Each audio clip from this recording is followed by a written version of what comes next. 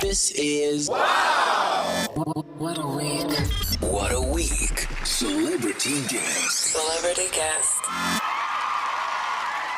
Welcome back to part 2 of Wow, What a Week. Our guest, Utaha Kada Kobodaman Kopitori. She's from the township of Mabopane and is a product of an all-girls school. And she's a former rodent. No, it's in Lehot. She went to Rhodes University. She's a soccer team owner and an actress and speaks fluent Spanish.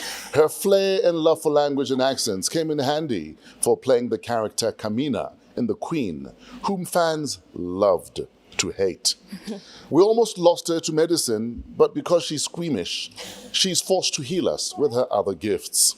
You may have also met her through the role as traditional healer Zakithi in Isibaya, or in the movie The Silverton Siege as Rachel.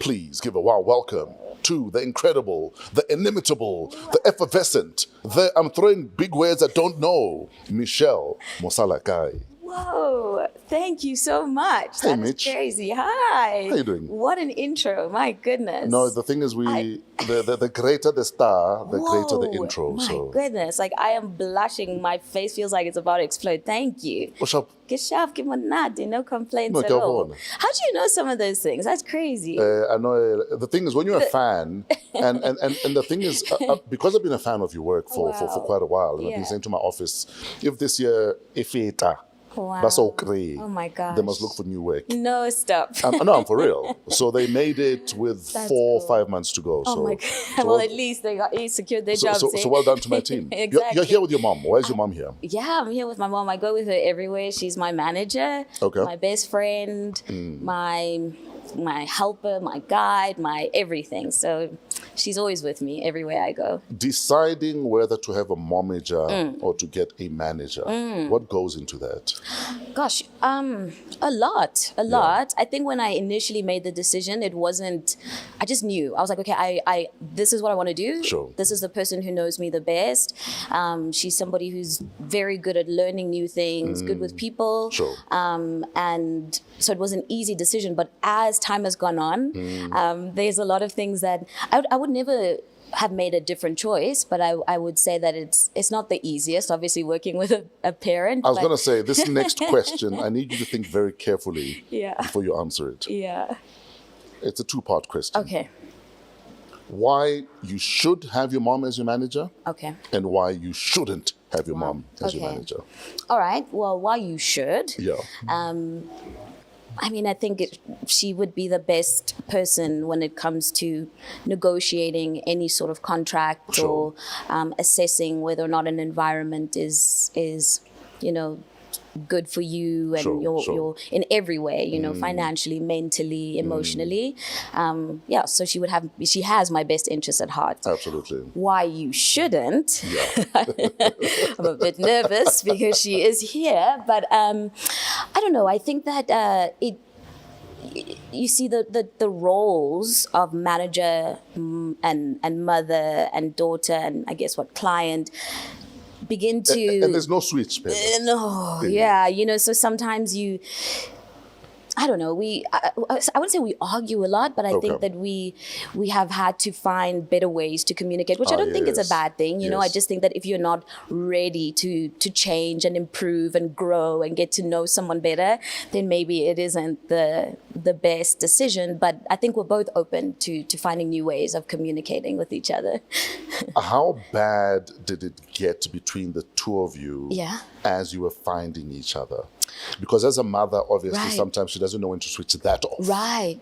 But as a artist, you also want to be treated like an artist. Absolutely. And not as your child. Absolutely. How bad did it get before you found a rhythm? It's a really amazing question and quite relevant because this is what we were talking about last night because we did have a little bit of a disagreement, but then it was about us going into that question, which is when do you turn on the one and switch off the other. But Yes. I said to her, I think I chose you as my manager because you're my mother. I don't think I would have chosen you just because, I mean, she's good at what she does. I think I would have still chosen her even if she wasn't my mother, but that was an integral part of it, knowing who she is. So I think that we've at least now been able to balance the two quite well, because I still see her as her own independent person. Sure.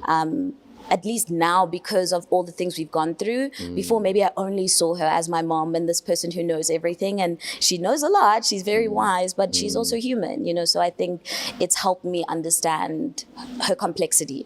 What would you say about your industry shocked her the most? Sure. Good question. There's not a lot that shocks her, to be honest, but I think maybe the extent of which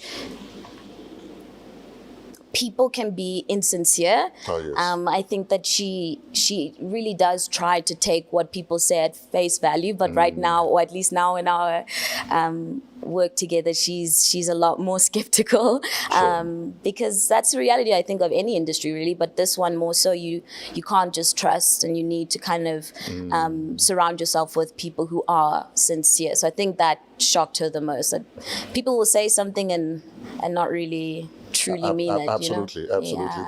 There's a lot of, I say it for the sake of it, versus I actually meant it. Yeah, exactly. That's so true. So it's like that's something that I've also had to learn, because I think I'm similar to her in that way. Sure. So yeah, it's good though. Some of these things aren't bad. When you learn difficult lessons, they shape you and shape your character. So Absolutely. yeah. Last night before you went to bed, Yes. what did you pray about? Wow. This interview, definitely. So many things, career, my soccer guys, I pray about them every day, every night. Just to have peace in my heart, and to live each day, and as to be present with each day. That's always my prayer, and just asking God for protection. And then when you woke up this morning? Pretty much the same prayer, just thanking God for the day. Thank God I'm awake. I'm awake, I'm thank alive. goodness, I'm still here, heart is beating, we're good. Yeah. But yeah, pretty much that. I think that I've also my prayers have become more about gratitude than anything else. Yeah, just being present. Yeah. And that's a conversation I had with some of my boys the other day, that I know some of you only pray when the shit hits the fan. Versus you should pray every day. Absolutely, I couldn't agree more. You must thank Braji just for allowing you to wake up. Exactly. You know what I mean? Yeah, it's true. That means you have purpose, and that in itself is a blessing. So that's great that He's trusted you with another 24 hours. Exactly. So that in itself is like, you're good. Absolutely. Yeah. No, I couldn't agree with you more. You were saying you pray for your soccer team. Yes. You are the chairperson. Yes, exactly. Why on earth do you have a soccer team, Michelle? That's such a good question. I ask myself that every single day. What am I doing? Okay, so tell us about the day, Yeah. if you recall, that you're like, okay, soccer team it is. Gosh, it's quite a complex question, because I think I've loved soccer my whole life. My gran was a soccer fan. So it was so ingrained in me. But I think the day where I said, okay, let me start a team with my mom and my mom's partner, who's our coach. We were watching a lot of soccer, actual games, going to, they call it like gambling or tournaments. Yes. Sure. And it was so exciting. And our coach had been involved with soccer for a while. So I think we kind of just sat down with my mom, because she's really good with that, always trying to see how do we make this sustainable long term. So she just said, I think we need to see how we can make this more professional. Absolutely. Because they were, our coach had a small team, but it wasn't really anything that was professionally registered. So I think it just kind of gradually, as we were going to the gambling and tournaments, we realized that, okay, there's a lot of talent here. A lot of guys really want to play professional football. Let's start Armour FC, which is what happened 2018. Okay. Yeah, so that's when the inception started. That's when we registered the company or the football club as a company, and then the rest is really history. You know, What's in a name? Why Armour FC? So it's from the scripture in the Bible, Ephesians 6 from verse, I think 10 or 8, about putting on the full armor of God. Yes. Because for in us, case there's an arsenal there we coming go. towards you. There we go, exactly. You know, just sort of, and this is what we stand for, just equipping our players with mental and spiritual protection. Because I think at the end of the day, no matter what industry you find yourself in, there are going to be challenges. So you do need to be, or at least try your best to arm yourself, especially spiritually, because sometimes life will show you flames. No. Life has a way of just humbling you. Yeah, there's so much. And sometimes you've done nothing wrong. Exactly. You know, you're minding your own business. Exactly. And there life it just is. says, come hello, here. I want to show I've you arrived. this. Exactly. You know, so if you're not ready mentally and spiritually for that, it's hard to overcome those sort of challenges that sometimes you don't even understand why this is happening or have any sort of answers to, you know. Would you say the name of your soccer club Yes. is also a metaphor for how we ought to live this life? Absolutely. That be forearmed all the time. Absolutely. Because you don't know what's coming. Absolutely. That is so good. Yes, absolutely. I agree with that. And I think that especially arming yourself spiritually is at the heart of it. And for our family and team, our faith is integral to everything we do. So some things, even if you try, which is good, you try to be mentally strong, you can feel a little bit down, but with God, I feel there's a strength that it's not about you. It's like the weaker you are, the stronger He is, So absolutely, I think that's a excellent metaphor. Soccer development in the township. Because ultimately that's what you guys are doing. Yeah. What would you say are your big challenges as a club? Sure. My goodness, what a loaded question. How long do we need? 2 hours? Oh my goodness, seriously. It's actually heartbreaking. I'm not gonna lie, it's heartbreaking. I'm a researcher. Like, this is my passion, especially as a Let me tell you why I agree with you about it being heartbreaking. Yes. I remember there was some dudes who were doing a soccer tournament for kids in the township. I think it was Heritage Day about 15 years ago. And he said to me, all we need is just meals for these kids. Because majority of them play on empty stomachs. They do. And they are so talented. And all he said to me was, just please provide meals for 2 teams. 100%. That's all I need from you. That's so true. It's still like that, So it's the basic needs are not met at all. And then, like you're saying, is that there's so much talent, but how far can you go when you are hungry and starving? So a lot of our guys have come to practice or games, and you can see that they haven't had a meal. So.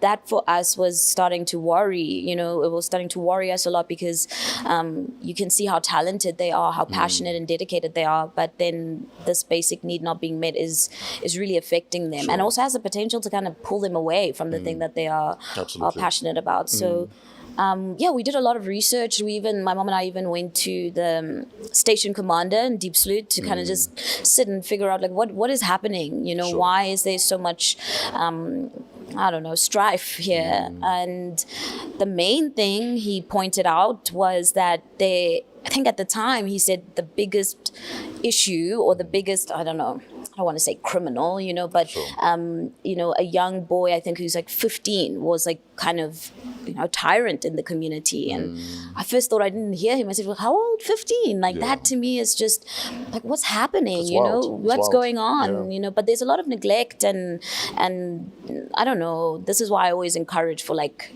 as much as possible for there to be a mother and a father in a home. There's a reason why traditionally it has been like that, and I don't think that it means that homes will be broken if they have single parents. But I think that when there are two parents, a family unit almost guarantees a different outcome. Absolutely.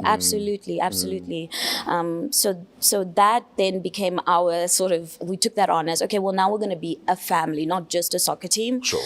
So now it's from as much as we can, we, provide, them with toiletries, food, clothes, every single thing, stipends as much as we can. But it has, How's the team doing?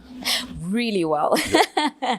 Really well. I think I'm a very competitive person, so I don't it's not just about that. It's like about ticking. It's holistic, you know. So we're doing well. We got promoted to this. It used to be called the SAB League, but now it's the SAFA Johannesburg Men's Regional League.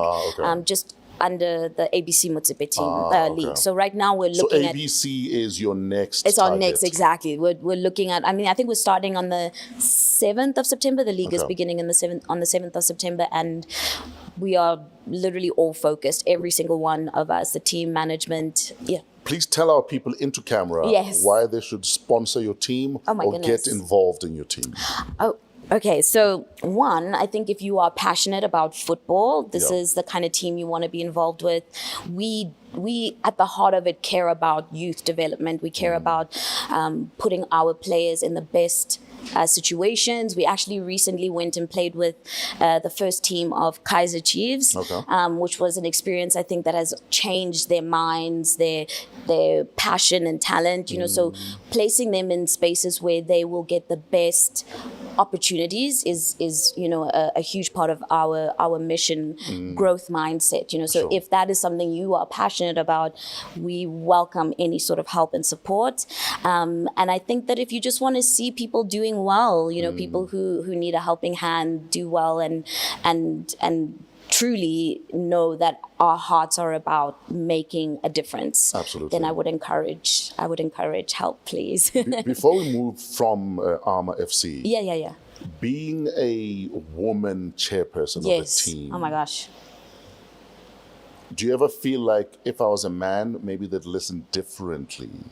Absolutely. Yeah. I think I see it on the grounds. I think, you see, because I love soccer so much, I am there. Like I'm even giving suggestions on subs, like, coach, maybe you should sub this person and do that. So I think that in itself already makes certain people or men look at you a bit weird, like, why is she even here? So definitely I do think so. But I think that that's not something that I keep at the forefront of my mind, because then it will make me maybe change the way I interact with people. But now I think that they're just used to it. They're like, we know, trailblazing, bulldozing. You kind of have to you have to overcompensate a little bit sometimes. You do. Absolutely. Yeah. But I think there's also something about the feminine touch in business. Oh my goodness. That allows you guys to operate in a way that might unlock more than the way we do things as men.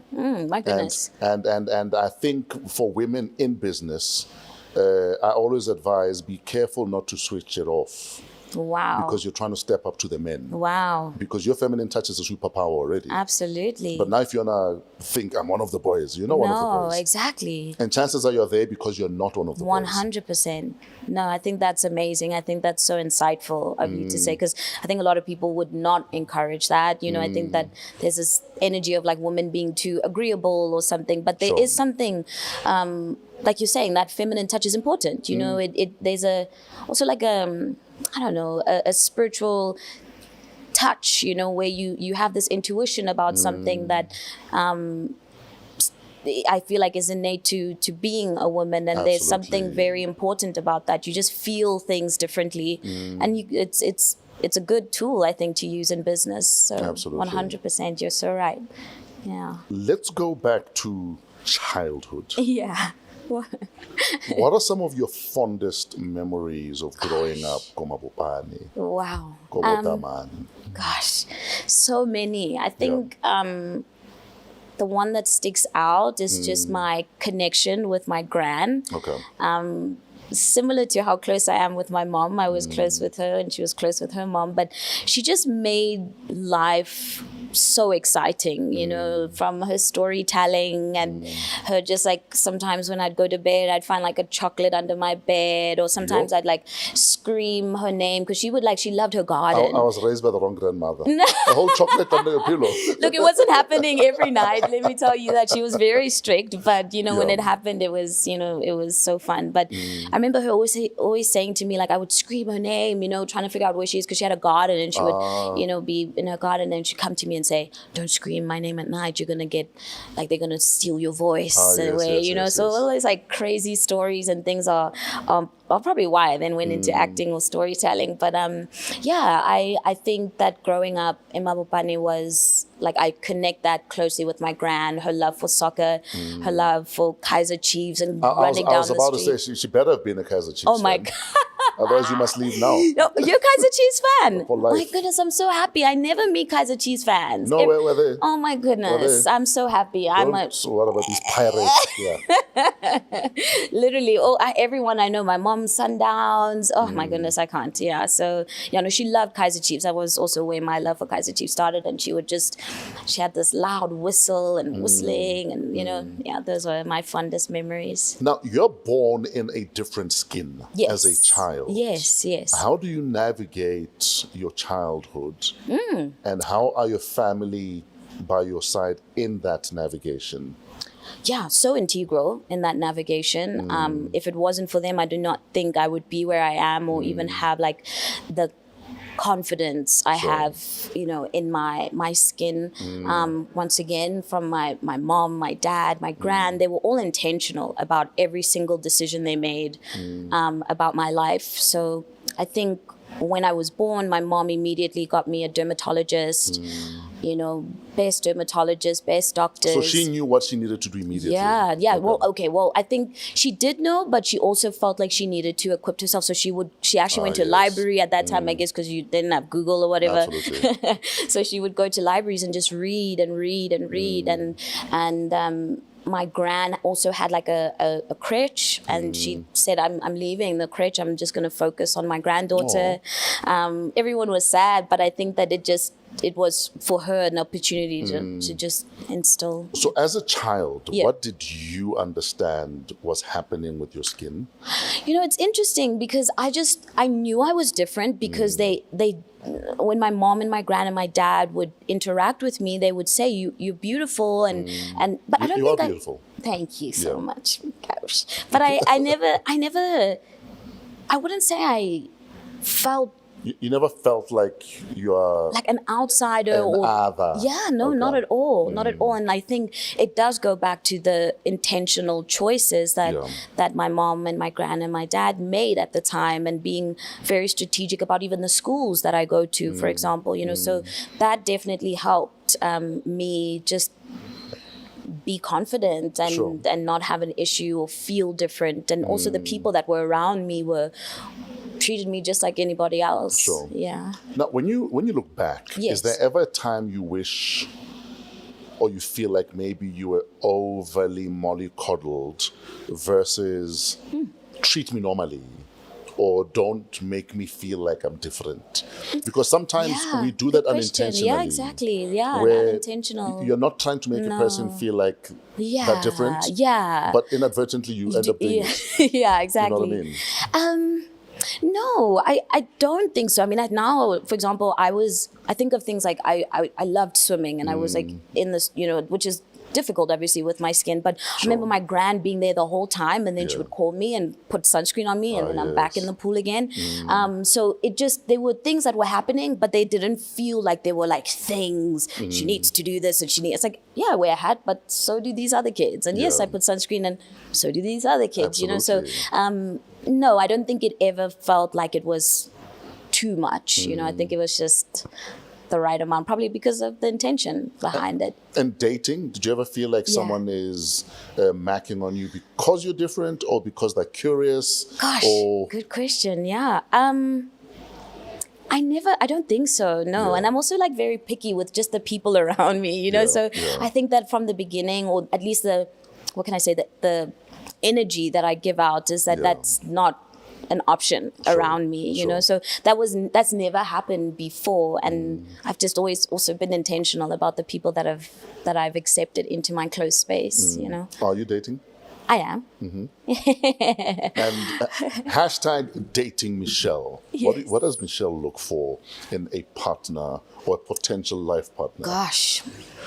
What are the boxes that must be ticked? Okay, first box, I think. And also, yes, what red flags are forgivable and what red flags are not? Oh my goodness gracious No, me. because some flags can be turned into green flags. Do you think so? I believe so. Really? There are red flags that you can tell that this one is damaged It's just goods. done, yeah. Okay. But there's red flags that Yeah. you can tell that maybe they don't know better. Yeah, okay, good point, yeah. Yeah, I think, okay. Well, first box, I think, is just faith. And I think that, you know, having a close connection to God is the main one. So let's be equally yoked. First things There first. we go. Number one, first Okay. things first. That's the main one. And then I think just being compassionate and caring, passionate about what you do. My partner is a musician, he's a drummer, he's so passionate about what he does. And So you guys are equally yoked. You bring drama, he brings do- drama. me- Drama. you know what? And the thing is, I feel like he's so kind of the opposite of what you would think a musician is. You know, it's like you would never, if you met him, you wouldn't think that, oh my goodness, this guy is like full on drummer, you know, which I think there's something quite exciting about that to me, you know, being able to still be who you are in a space that might change you or something, you know. So thank goodness I haven't encountered any like red flags with him, but definitely we've had our, like any relationship, our ups and downs, but I think our main thing is that we always have to communicate, and we always have to find a way to figure out. And I always say to him, I was like, for me, the main question in life is why. Like, why are we doing this? Why are we where we are? Why am I saying the things? You know, if you can't answer, or at least try to answer why, you'll always kind of be stuck in believing that what you believe is right. And I often find that knowing your why often guides you quicker than not knowing your why. Oh my goodness, absolutely. So true. You know what I mean? And knowing your why will sometimes answer questions to which you don't have answers. Oh my goodness, so true. Like, it takes you to places that you didn't even think you would get to, but that's the important part of asking the why. It's like a vehicle, and you don't really know exactly where the destination is, but as long as you're in the car going, that's the main thing. What conversations do you guys have about the future? Oh my gosh, we we actually, when was it? Last weekend went for shopping for engagement rings. So it's serious. That escalated very fast. But why are you both going shopping for engagement rings? Yeah, because I'm like a type A personality. I'm like hands-on. I'm not saying I want to know but he needs to know what I like. But hold on. I thought engagement is tada. It is tada, but like it's a scripted tada. It is, or at least to me. It mustn't be that like I know what's happening, when it's happening, what day. No, but at least now we're on the same page. Gosh, this is happening one day. Great. Yes. This is what I like. What do you like? Oh, nice. And then when it happens, it's still going to be like but it'll be even more perfect because you have sort of planned it. You know? Well, I think so. How or when is it that you know that, you know what? Regardless of anything else, yes, I do want to spend the rest of my life with this person? Deep question. I'll tell you why I'm asking that question also, because I'm finding that a lot of relationships we're in are because that was the next person. So you've broken up with someone, and then the next person you meet, it's almost like we will make it work. Right. Versus... I don't know if I'm going to make it work, and I don't know if I'm willing to fight for this thing. Wow. You know what I mean? Right. A lot of us, we settle into the next relationship. And if that fails, we settle into the next relationship. Gosh, that's so true. And a bit scary. I think that it's like a thing of needing to be okay being alone. Sure. Because that can be hard. It's very difficult, especially if you're somebody who is, you know, very affectionate or needs that partner, you know, by your side. But I think that then it's like a bit of a disservice if you're just kind of settling for someone just because it's like, well, you're here, you know? Yes. But I think for me, the thing that made me know that this is the person I want to spend my life with is just assessing as much as possible their heart and their intentions, where they come from, their family, and then imagining what life would be if this person were the father of my children. Like, what would that look like when I'm busy, when he's busy, when the kids are sick, or, is that somebody I feel like will be there truly, regardless of what happens? And the answer is yes. Absolutely. Yeah. No, I wish you guys all the best. Thank you so much. I really appreciate and with that. that ring, may it drag your arm down because it's heavy. I hope with a so. nice big rock. My gosh, I hope so. Now, I want us to talk about your qualification.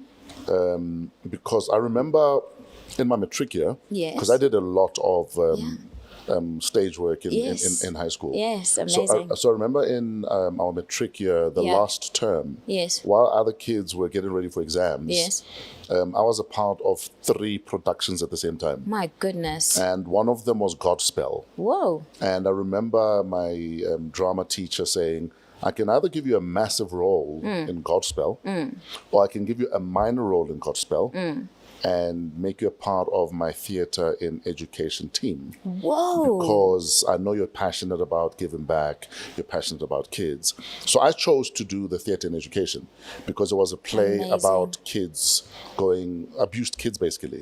And we went to primary schools with this play. And just seeing the immediate impact for me was incredible. And I'm asking you this, and I'm telling you the story, because one of your qualifications is applied theatre. Yes. In simple English, what is applied theatre? And how different is that to theatre and education? Or is it the same thing with a different name? Yeah, I think so. I think actually that would be, firstly, an incredible experience. And I think that you having an opportunity like that in matric is so integral, And Dude, I actually miss that era because I knew matric was here. But I didn't care because we were doing the Lord's work. Oh my gosh, with I love theatre. that so much. That's incredible, honestly. I think theatre and education and applied theatre have more similarities than differences. It's understanding how art or theatre is a vehicle for people to, as a mirror, or to see life in a way that maybe you can't with any other art form, I think that I think it's one of the ways to truly change people's mindsets, It's not easy to change how somebody, let's say, grew up or what they truly believe. But I think when you use theatre and truly implement those tools, people begin to question, sometimes you can use humor when something is not really funny, but if you use it in the right way, it can make someone... It'll plant a seed. Yeah, where they go, whoa. Why am I, So what would you say is the one pressing issue right now that applied theatre could help amplify or conscientize people about? So let's say you have an unlimited budget. Right. And Minister Mackenzie says, or the Department of Education say, what's the one issue you want us to throw budget at, put into theatre, and take it out there? I would always, the number one thing for me would be looking at the issue of how we, especially as young people, or how the youth is struggling with truly being able to find their identity. I think that a lot of young South African men or girls and boys have lost themselves, I think maybe for many reasons, but they don't really have a sense of tradition and culture and spirituality. And I think that when you don't have that, then you kind of have this mass voice that isn't always authentic. So I think that just kind of opening the eyes of young people to going back inside and exploring our history, not as a bleak, sad thing, but truly understanding the sadness and darkness of it, but also how that has contributed to maybe why we have one mass voice, especially as young people. So it would definitely be looking at a workshop that would kind of take us back to our true journey back to self. Yeah, exactly. That's so good. Yeah. If you were to turn that applied theatre piece, journey back to self, into a movie, who's your cast? Unlimited budget. Oh my goodness. And are you in the movie or are you directing the movie? You can't do both. Oh my goodness gracious me. My goodness, this is so difficult. What a question. That's why I do this job. My gosh.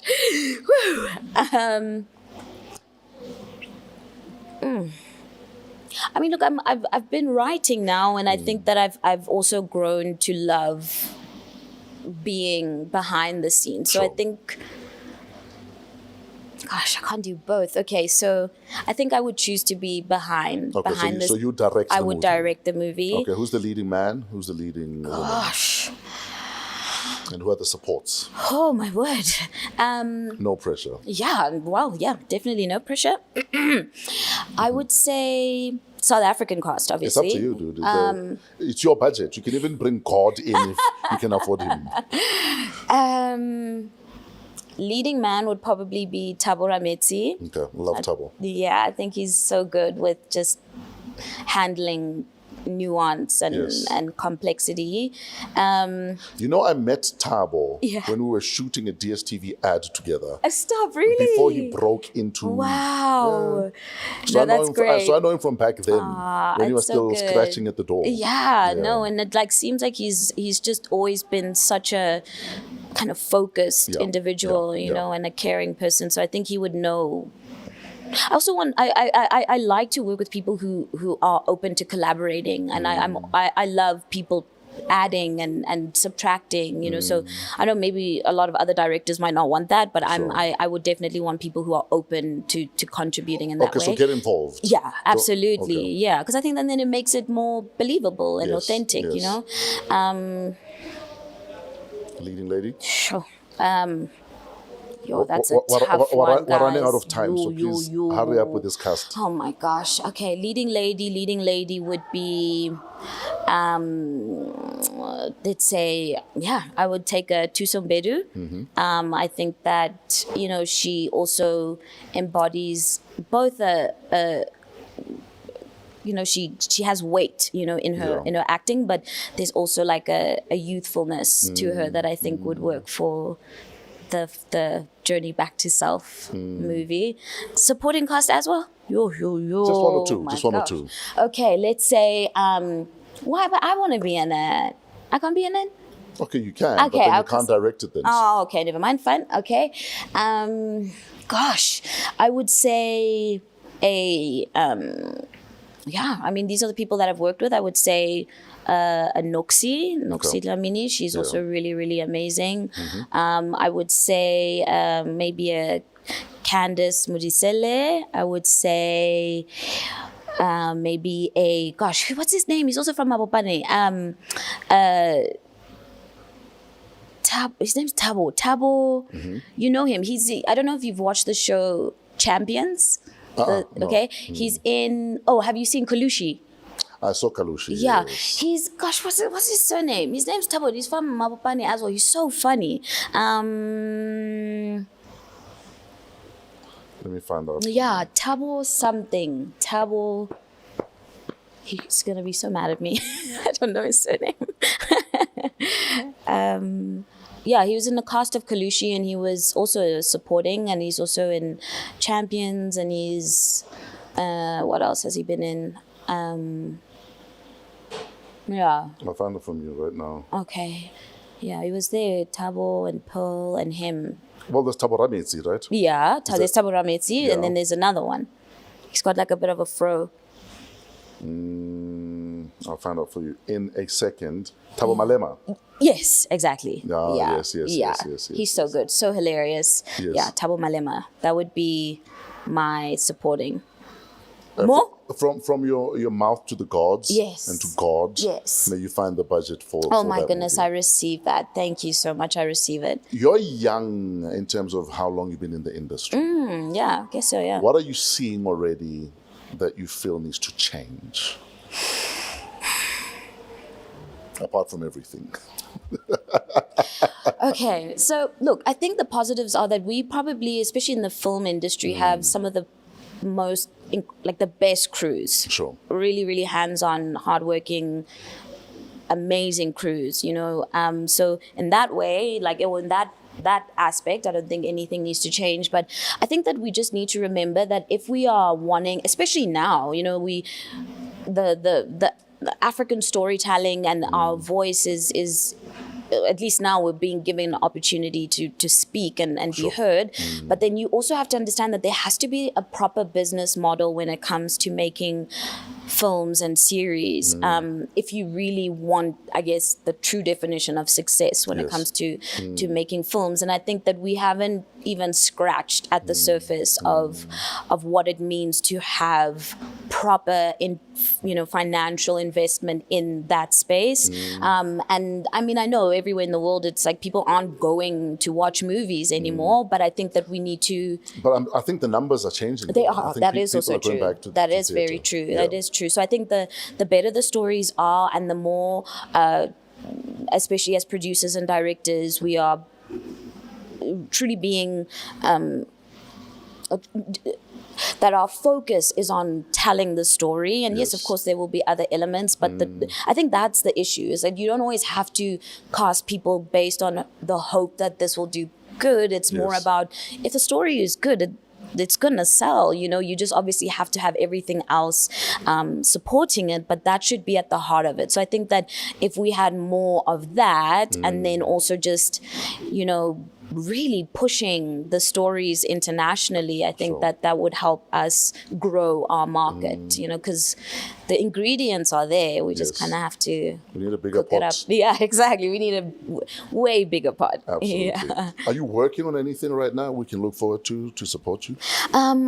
So it's interesting that you were asking me about whether or not I would want to be on screen or behind the scenes. So my mom has been really good at creating relationship with casting agents internationally. So that is something that is happening slowly but surely. I'm being patient with that. But I've already written a TV series that has sparked some interest with Amazon and Netflix. So I think I used to be a very in a hurry person. So now I'm like, okay, no, this is good. It took me a while. I've been working on this since Rhodes, so it's like God knows what he's doing. So that is what I'm currently working on. So I think next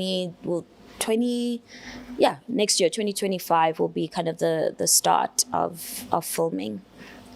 Your foundation, what do you guys do at the Michelle Mosalakae Foundation? Gosh, so much. Yeah. And how do we get involved? Yeah. So we are on social media. We are online. So we are obviously still small and just doing our best. I think from the beginning, I've just always known that I wanted to, similar to you, just make true impact, So we've done workshops. Actually, we go to there was an orphanage in Mabopane, where we did a workshop, a music and drama workshop, because I think that's also important. I mean, we did obviously take supplies and everything, but that there is an element of drama and entertainment that we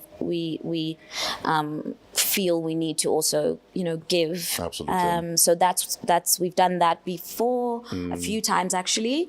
And then I think it's just about going and speaking to young people. Some of them just want to be able to share, and have the ability to hear different stories and different ways of coping with life, So that's what we do, even though at the heart of it, it's always about what are your immediate needs, toiletries, food, etc. But then how do we impart something even more valuable than that? So we've done things in Deep Sloot, in Mabopane, Woodbank, Yeah. Next time you're in Diepsloot, let me know. Okay. I'll come and join you guys. Amazing. Please, absolutely. And you are so welcome. I'll Please. add whatever value I'm able Oh to my add. goodness, that would be. Everyone's gonna lose their minds. My goodness, we're gonna have to like I don't know, get like shut up, police escorts. Yeah, because and, Michelle is there. Nah, What are you talking about? come on. Oh my goodness, but I appreciate that. No, No, that I'm would there. be great. Dude, anything to Okay. do with especially kids. Absolutely, and yes. uplifting kids. Okay. And helping, No, that's reminding amazing. kids to think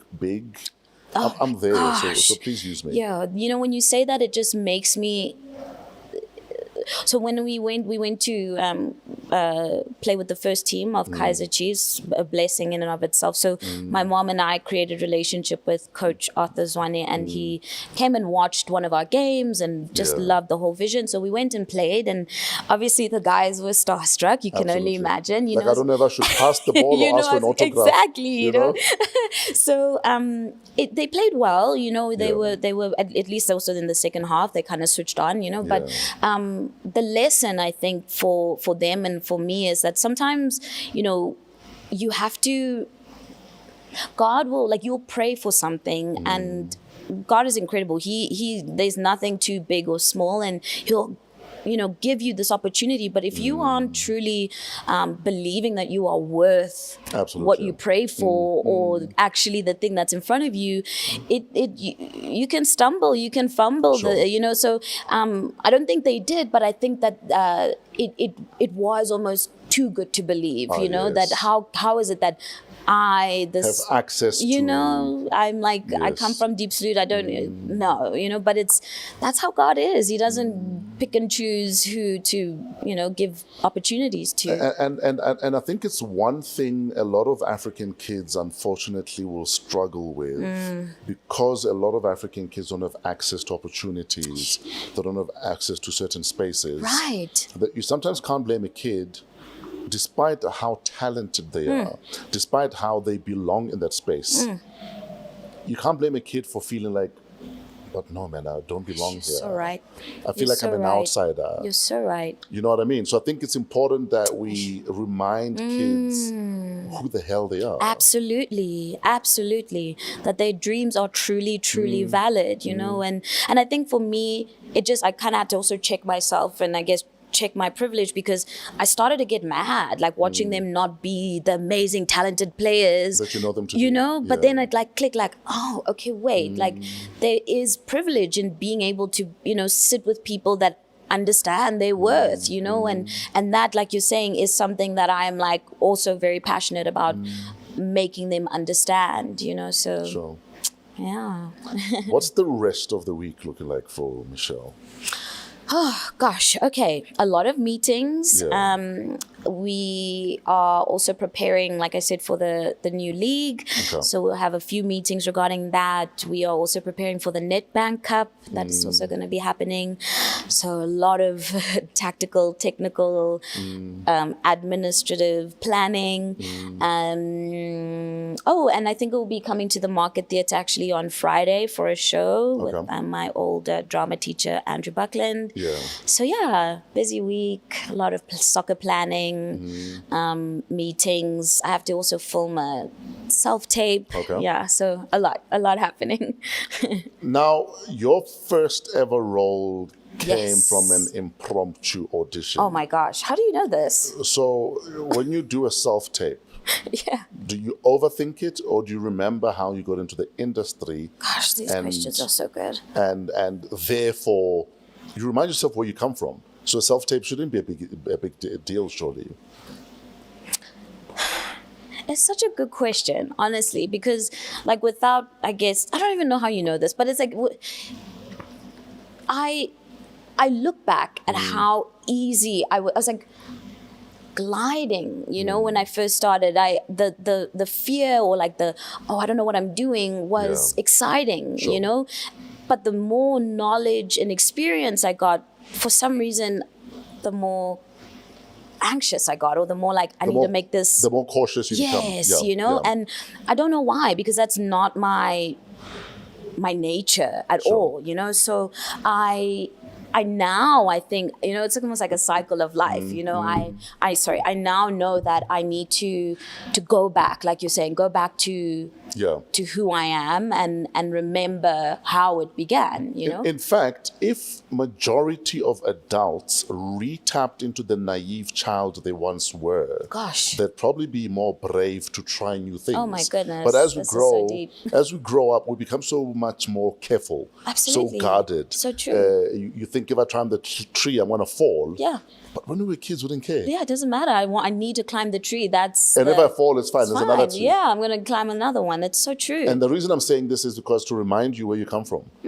Don't forget where you come from, and don't forget to tap into that young woman that got you here. Because without that bravery of that woman, you wouldn't be here right now. So true. So please remember that. My goodness, thank you so much.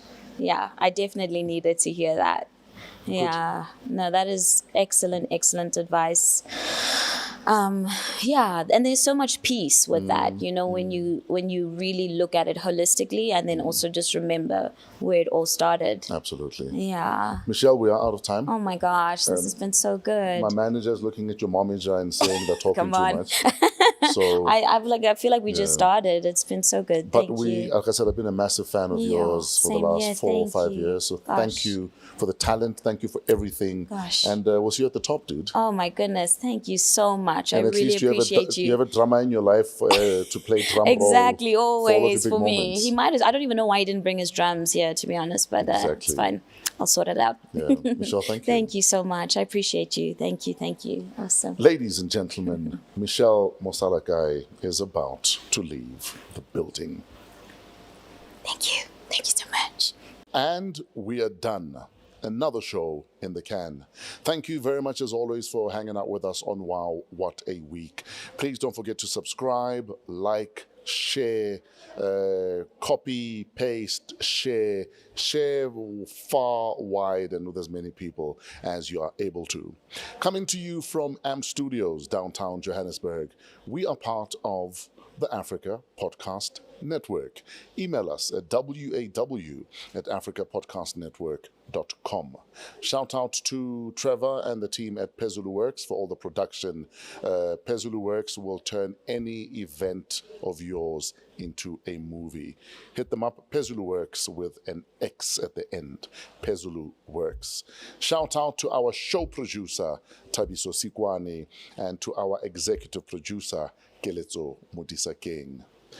Until next week, have yourselves a wow week in spite of yourselves.